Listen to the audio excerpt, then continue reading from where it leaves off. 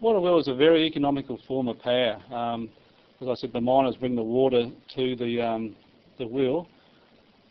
The wheel is like a circular arrangement of buckets. I think on the Garfield wheel, in its 25 metre diameter, there were 220 iron buckets that went around the wheel.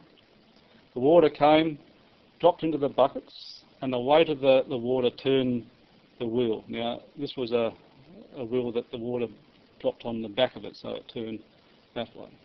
Now, as it turned, it was geared, the shaft of the water wheel was geared to a quartz crushing battery. This was where the miners brought their ore to get crushed to get the gold out.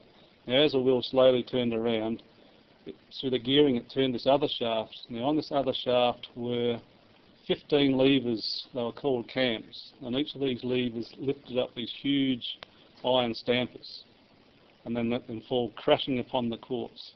Now, the wheel was geared so much that in 1 minute it would turn and it would raise and lower these big iron stampers up to 80 times. So 80 times these massive iron hammers that they were would crash upon the quartz, breaking the quartz up into virtually sand it was.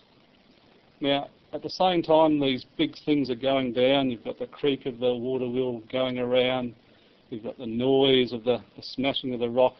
There's this, it would have been the sound of water because they passed water over the crushed material, and this floated off the fine particles of sand and smashed up rock, and also flattened pieces of gold. Now then they did a very clever thing, because they then floated this muddy mixture of sand and dirt and gold over mercury. And everything is lighter than mercury and gold, so naturally the gold falls into the mercury, and that's how they trapped it. So it was a very clever process to get gold, and very economical because they just used water.